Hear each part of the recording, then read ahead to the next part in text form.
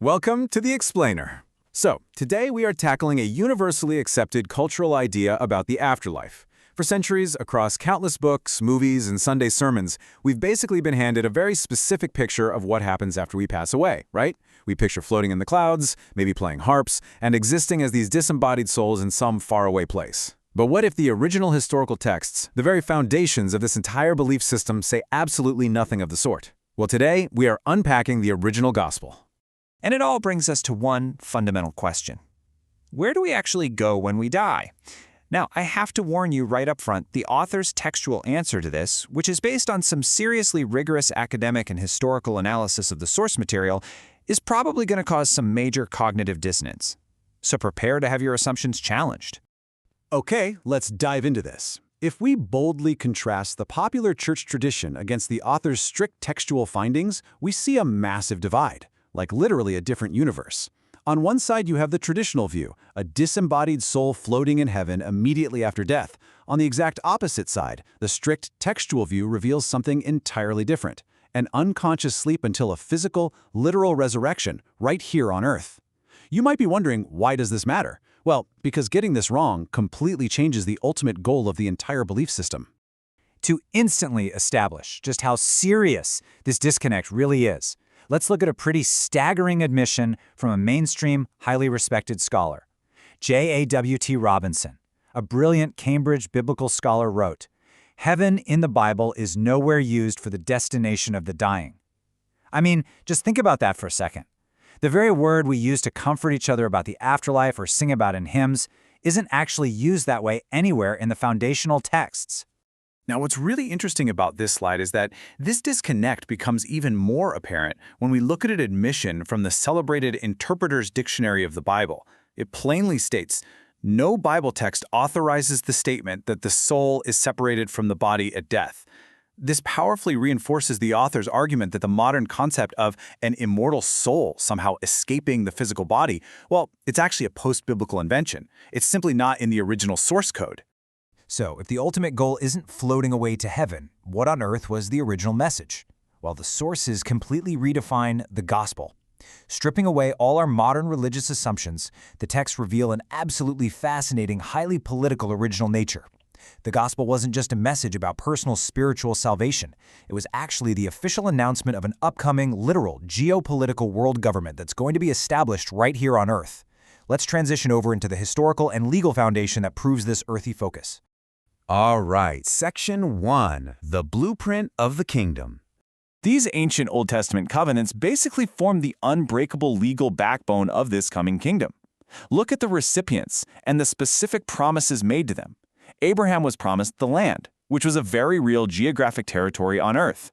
David was promised the throne, a permanent geopolitical royal seat.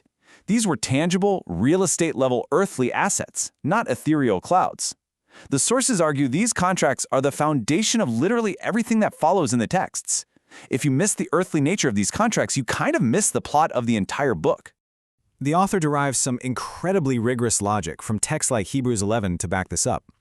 Think about it. Abraham was promised the land forever, yet Abraham lived as a foreigner and died without ever truly owning it. Therefore, logically and legally speaking, Abraham absolutely must physically rise from the dead to receive it. In this framework, physical resurrection isn't just some random miracle, it's a strict contractual necessity to fulfill a binding legal covenant. It's an airtight legal argument. Moving on to Section 2, the sleep and the awakening. So this totally begs the question, if people don't go to heaven when they die, and they have to wait around for a resurrection, what exactly is happening to them right now?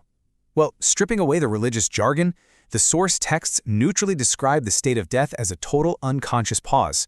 Based on verses like Daniel 12:2, it is known as the sleep of the dead, an unconscious rest in the dust of the ground until a future awakening. You aren't floating, you are simply paused, completely unaware of the passing of time. It's like a deep, dreamless sleep. Let's move to and see how this builds. The texts map out an exact, linear timeline of end-time events, which scholars often call the eschatological sequence. We are currently in the present, defined as the evil age. The next major event on the calendar is the second coming of the Messiah, which immediately triggers the resurrection of the sleeping dead. And the ultimate future? A kingdom government established directly on Earth. Notice something missing? Leaving the planet is literally never on this timeline. The action comes here, you don't go there. Which brings us to Section 3, The Great Shift, How the Message Changed. Now, I know exactly what you're thinking. We absolutely have to address the obvious elephant in the room. How did billions of people end up believing a concept that the author claims isn't even in the text? To understand this, we must impartially contrast two very different worldviews that basically collided in ancient history. The original Hebraic view held that humans are whole physical units destined to live in an earthly kingdom. But then came the invading Greek Gnostic view, driven by philosophers like Plato, which taught that the physical world is inherently evil and humans are simply trapped spirits needing to escape an evil physical body to reach a higher spiritual realm. The author details exactly how this Greek philosophy fundamentally altered Christian theology. It was a perfect storm, really. First, there was a growing Gentile antipathy toward Jewish Old Testament roots. Then, the infiltration of Hellenistic dualism, the specific idea of splitting the immortal soul from the physical body, completely took over. It just made the Greek idea of escaping the flesh much more appealing to the culture than the Jewish idea of resurrecting the flesh. Then church fathers like Origen and Augustine began allegorizing the clear, literal texts. Ultimately, they replaced the future earthly kingdom with the present dominance of the church. They effectively spiritualized those original, tangible promises right out of existence. And that leads us to our final section, Section 4, the ultimate Christian destiny. Which brings us to the climax of this explainer. If we return to the original source materials, what is the astonishing ultimate reward outlined for believers? So the crucial point is, the destiny isn't a colorless, boring beyond. The texts explicitly state that believers are recruited to be co-rulers and executive administrators, managing a renewed global theocracy. That's right. You aren't retiring to a cloud to play a harp forever. You are actively being trained for a future career in planetary administration. I mean, think about how that completely reframes everything you do today. The sources even outline the tangible steps of how a believer theoretically makes this epic transition.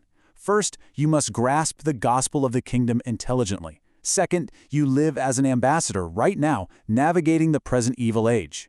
Third, you sleep until you are awakened at the physical resurrection. And finally, you reign with the rod of iron as a government executive over the nations. It is a completely different, wildly active paradigm of salvation. We've definitely covered a lot of ground today unpacking these historical sources, and honestly, it leaves us with a highly provocative thought to chew on. If the ultimate goal was always to literally govern the earth and not to escape it, well, how much else of history's greatest story has been lost in translation? Thank you so much for joining me for this explainer, and I really hope this helps you look at these ancient texts in a whole new light. Catch you next time.